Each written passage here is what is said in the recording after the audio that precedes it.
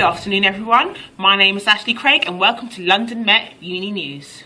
So after a year of issues from our international student admissions, we are glad to announce that from this year, 2013, we have regained our certificate to accept international students.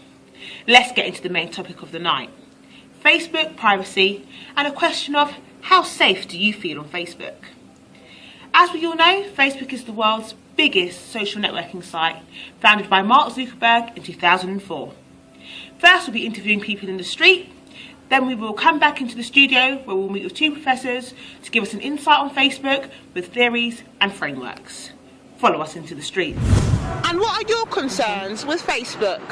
Right, I don't like Facebook at all, you know. I'm a mother and I always see my daughter going on Facebook, chatting with strangers, with her pictures out there, her profile, personal information out there. I think the security is very poor with Facebook, so they have to do something about it. It's not good at all. Vulnerable people out there, it's not good. And they are sharing their information like that. They have to do something about it. Thank you. So what are your views on Facebook? I don't really like Facebook because I moved here in London 2 years ago and now I have the possibility to be in contact with my friends. But at the same time, I'm concerned about what is going to happen when I will have a job, and so my boss and my colleagues can actually access my name and have my personal details. So I'm a bit concerned about the safety of Facebook at the moment. And welcome back to London Met Uni News. Here we have Debbie Johnson from IT and Communications. Hello Debbie, how are you today? I'm good, thank you. How are you? I'm good, thank you very much. So I just want to ask you a couple of questions regarding Facebook and its privacy issues. Okay. These questions were generated by the students at London Metropolitan University. Right. Okay, so would you like to define Porter's 5 forces in relation to Facebook and its privacy issues? Okay, with that, I'll only talk about the threat of substitute networks that we have around.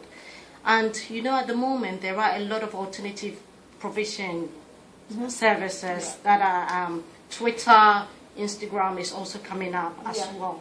And with Twitter, it's more faster, easier, secured because you don't need your personal details to get an account on Twitter. And Facebook, you have to put all your personal details, your age, your marital status and all that. And I think it's not safe because we've got vulnerable children, vulnerable adults accessing Facebook. So they have to be very careful because Twitter and then Instagram are coming up. So and they are more secure and faster as well. Okay. And also, what about the competing values framework? Can you tell us a bit about that? Right, with in relation to the CVF, I think Facebook should use the human resource model, which points out that human issues are central to success organization. And also it says that human needs are to be met by management. So Facebook should pay attention to the human resources model because these days it's all about human resources, society issues and all that. So once they get that right, they should be able to do something good. Yeah. And what about the rational goal model? Does that relate to it at all in any way?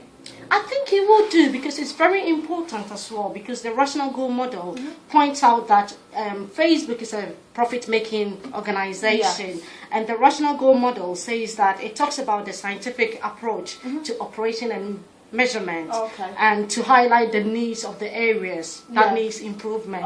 So security settings. Yes. We've identified the security settings, so they can also use that to improve that area as well. So that's very important as well. All right, brilliant. Well, thank you very much, Debbie. Thank you. Now we have Christine Francis from the Department of Social Security. Hello Christine, how are you today? I'm fine, thank you very much. Okay, so similar to Debbie, we asked her a couple of questions regarding Facebook privacy issues.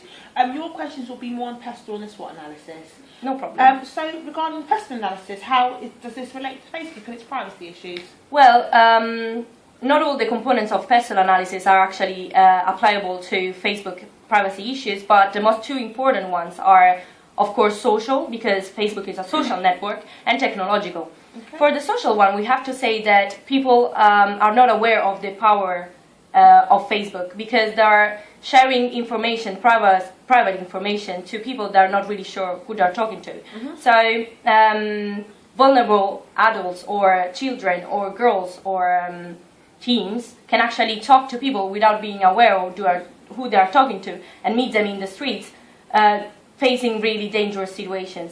About the technological one instead, because Facebook is accessible only through internet, then it makes a really big phenomenon. And now companies are starting using it, and that's why the policies on security has to be stronger, in my opinion. Okay. And what about the SWOT analysis? The SWOT analysis is a tool to understand the strengths, weaknesses, opportunities and threats of a company.